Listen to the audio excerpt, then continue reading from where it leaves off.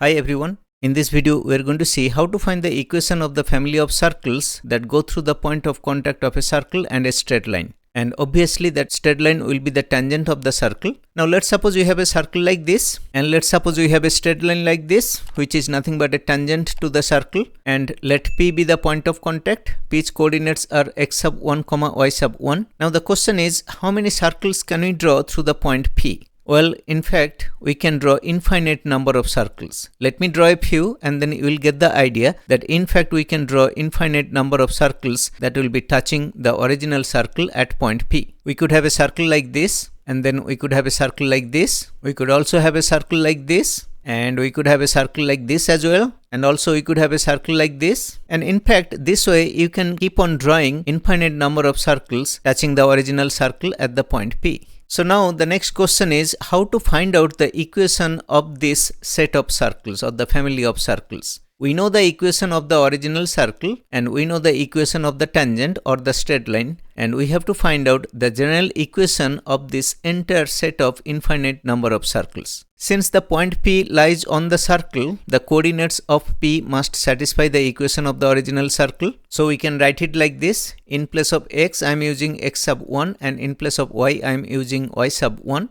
So the equation of the original circle satisfied by the coordinates of the point P would kind of look like this. And we are going to give a name to the left hand side expression of this equation, and let's call it S sub P to indicate that it is the left hand side expression of the equation when satisfied by the coordinates of the point P. And similarly, point P also lies on this straight line. So the equation of the straight line must satisfy the coordinates of point P. And in that case, we can write it like this: ax sub 1 plus by sub 1 plus c equals 0. And let's give a name to the left hand side of this equation. Let's call it L sub p to indicate that it is the left hand side expression of the original equation of the straight line when satisfied by the coordinates of the point P. Next, I am going to assign a number to each of these equations, and then I am going to add equation number 3 and 4, and let's see what happens. When we add equation number 3 and 4, the new equation going to look like this. And if we rewrite this equation a little bit, it's going to look like this. And then if we rewrite this equation in form of the general equation of a circle, we could rewrite the equation like this. And then I'm going to write it in a simplified form. The equation can be written like this.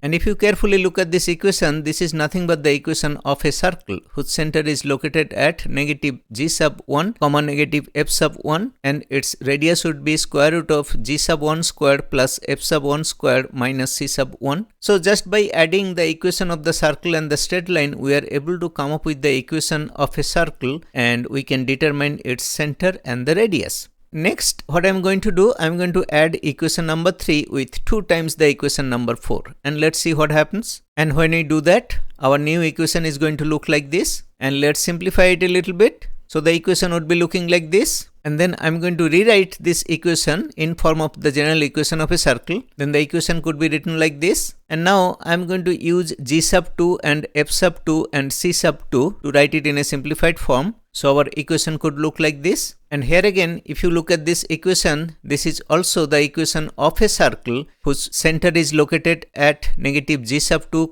negative f sub 2, and its radius would be square root of g sub 2 squared plus f sub 2 squared minus c sub 2. So as you can see, just by adding the equation of the circle and the equation of the straight line, we are able to come up with equation of various circles, and they all satisfy the coordinates of the point P. So now I'm sure you are starting to see the pattern. So next what I'm going to do, I'm going to add equation number 3 with k times equation number 4, where k is any real number. And when we do that, our new equation would look like this. And then I'm going to simplify it a little bit. The equation can be written like this. And then if I convert it into the general equation of a circle form, then our equation can be rewritten like this. And then I'm going to write it in a simplified form. So our equation can be rewritten like this. And here again, if you look at this equation, this again gives us the equation of yet another circle whose center is located at negative g sub 3, negative f sub 3, and its radius of course will be equal to square root of g sub 3 squared plus f sub 3 squared minus c sub 3. So as you can see the pattern, just by adding any multiple of the equation of the straight line with the equation of the circle, we are able to come up with equation of various circles which will be satisfying the coordinates of the point P. So then we can say that the general equation of all the circles that will be touching the original circle at point P, that general equation can be written like this: